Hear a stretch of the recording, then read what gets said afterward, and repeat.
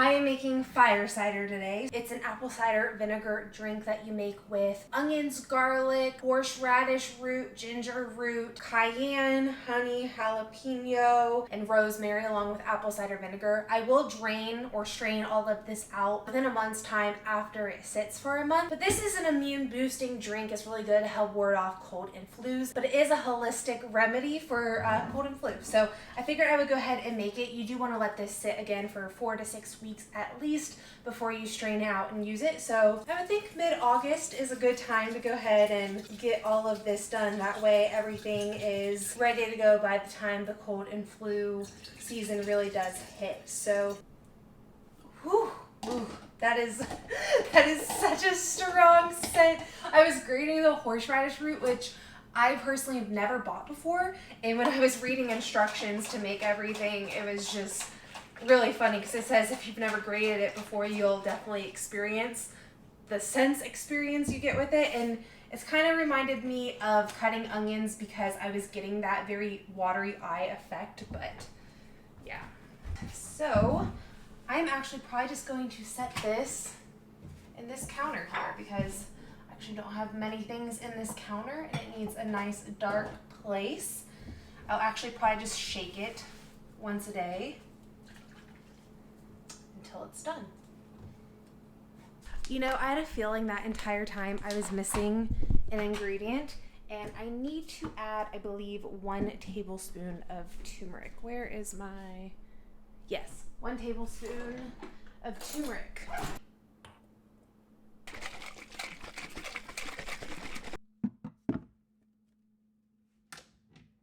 Today is about to be a huge teardown day in the garden. So all of the tomatoes are going to be coming out minus 2 plants that I planted later on that are just now really putting on fruit, and they'll ripen in the next 4 to 6 weeks. But these plants, they are pretty much on their end. They're getting a lot of blight. A lot of the new blossoms are just getting blossom and rot because I really do need to amend this soil. Yeah, it's been a hot and humid summer. I'm actually shocked I got this much of a basket. I'm sure when I tear everything down, I might find a handful more, but you'll notice that I went ahead and picked some of these that aren't really green, but they're slightly turning, and these will go ahead and ripen on my countertop. If they're fully green, I have noticed that they really don't ripen right on your countertop. You really got to wait for that color switch to start happening, and then you're pretty much in the clear from there. I only have a handful like that. I had some bigger ones. I was like, you know what, I'll go ahead and see if I can try to save them. But I have a few of these little cherry tomatoes that I really loved. It's starting to get to the end. I already have, I think, 21 bags in my freezer downstairs, and this will probably be like another 3 or 4 bags full. So that's already 24 bags of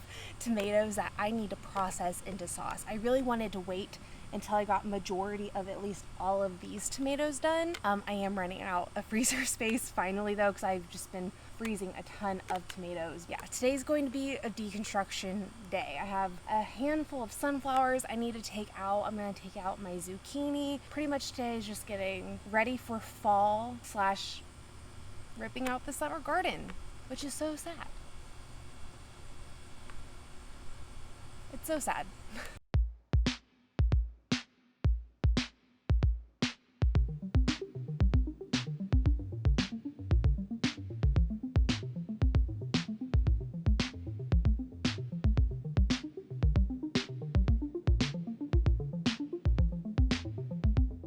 So one thing I forgot to mention is since these plants have blight, I really shouldn't compost them, which I'm not. Blight can transfer through the soil, so I actually have to bag all of these, which I really don't like to do. But here in my little urban garden, I can't really have like a huge burn pile, especially for something like this, so I have to trash bag it no matter what, which just kind of adds an extra step. But just know you do not want to compost anything that has blight on it because it can just transfer to the following year. You want to make sure you get that out of your garden if you didn't know. So also, if you use tomato cages for any reason, or even trellises for that matter, literally just cut a bunch of different chunks in. You'll be able to get it out a lot easier than you would if you were just trying to pull it out of the cage. It's kind of impossible to do that way.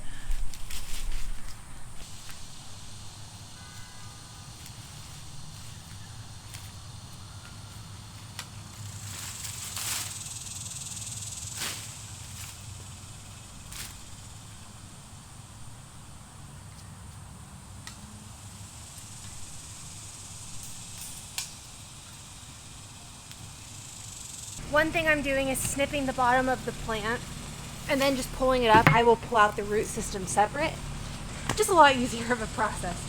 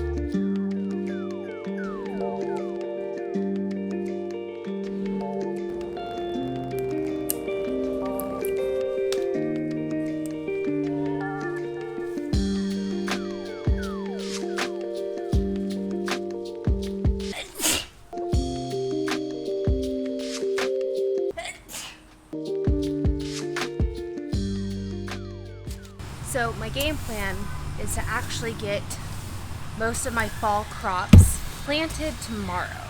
They need to get in the ground pretty much as soon as possible. This bed is amended, but then I also need to amend a few other things before I necessarily plant garlic later on, like towards October, and a few other things. But for the most part, I just need to get cabbage, broccoli, and lettuce planted. I need to direct sow some collards and also things like bok choy and a handful of other things, but I'm pretty sure I'm going to do that tomorrow. I've been hardening off the starts I've had, which I actually need to bring them out here for this afternoon, but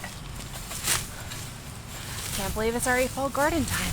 I am really excited though to have a little bit more time to explore other things, but I definitely always miss the garden, especially the summer garden and all of these beautiful flowers. All of my zinnias and sunflowers, all the flowers, they're coming to an end.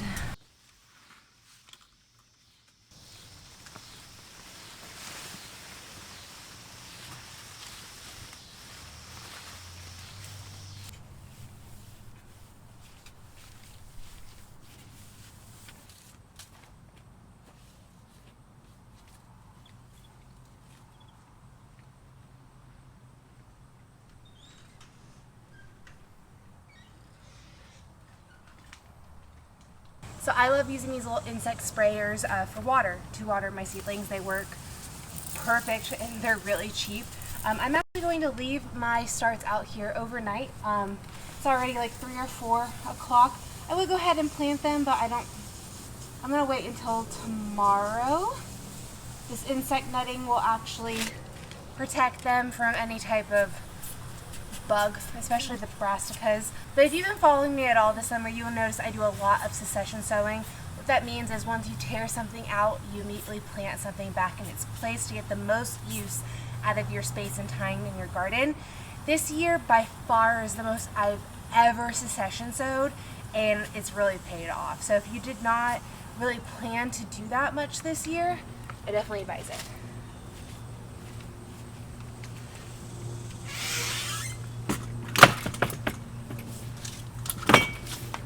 So my husband just came out here and he suggested to use a machete. So he's gonna go get the machete and I'm going to attempt to machete this sunflower down. Oh my god. Machete.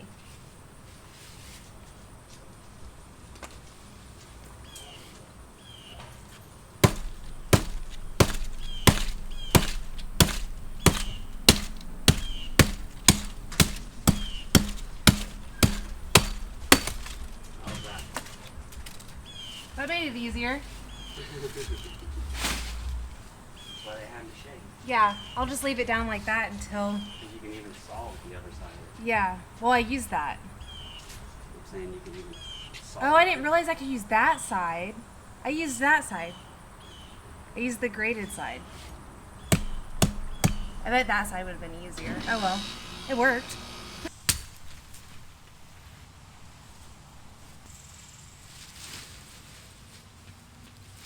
The garden looks so sad. So once the machete was out, we kind of just went ham. My husband cut down a bunch of other things I needed help cutting down. I have no idea how we are going to cut down my 14-foot sunflower because my this one was 11 foot. My 11-foot one was just as hard. So it's going to be an interesting process to get my really big sunflower down, but I absolutely love it. Either way, so we cut down the rest of the things that needed to cut down. It was a lot of work. As you can probably tell, I am tired today. I need to get my fall stuff in the ground if I'm going to do it. Today's actually a really perfect day. I'm sure you can tell. It's very overcast. It's kind of cooled down. There was a lot of rain that came through last night. It is a really good day to do some planting, and I might as well knock it out. This is day 3 of deconstruction and reconstruction of the garden. It's crazy because it really looks bare right now, but what will happen essentially is the things that I'm planting now will pretty much mature when everything that's mature right now will kind of die off. There's always this endless flow in the garden, and by far, July, August is like my favorite few months, but we are doing a huge transition right now. It's been a lot of work. I am definitely tired, but once this big period of work is done, pretty much the rest of it will just be toward the end of fall, and that'll be it for this year. So it's just a lot of work for a few days to get all the things done that need to be done, but I do need to do a lot of weeding, amending, and planting today. I do have things I gotta do this afternoon, so I kind of gotta put my head down and go to town. I am Kansas Zone 6B, so our first expected frost is like the 15th of October roughly. We've had some cold Octobers, we've had some really hot Octobers. Last year was very hot, so this year I've kind of delayed a few weeks on planting any of my fall stuff. I really do need to get a few things direct sown and in the ground. I need to plant collards and bok choy and a few other things. So yeah, again, I'm just kind of rambling because I'm tired. This is gonna be a lot of work, but let's do this. Day 3. So one reason why soil blocks are so cool is now I don't have to wash anything but my trays, and the roots actually have a better aeration and less breakage. I finally was able to figure out more of like the moisture content to keep these. It was kind of tricky at first, but I really do like soil blocking.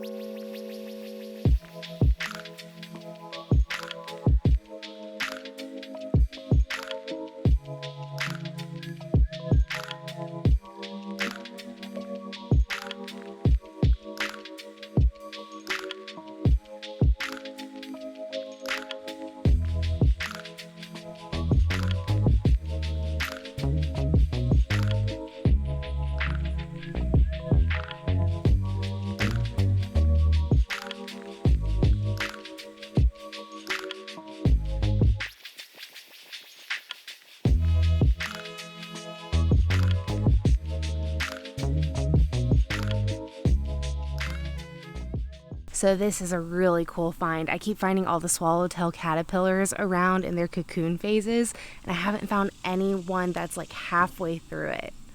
So that's super cool. I'll definitely keep an eye on this one. There is another one over here along my fence. He's at the very beginning, so I'll also keep an eye out on him. So I at least got the majority of my stuff planted. That cucumber / tomato area business is going to be a whole project in itself, and I simply just don't have the time to start it. I don't really want to start and stop and then restart again. I'd rather just do it all in one swipe. But you've seen enough planting and like reconstruction at this point, so I'll let that be a surprise for garden tours in the future. But I'm gonna go ahead and end the video here. Thank you guys for joining today. I'll see you all next week. Bye.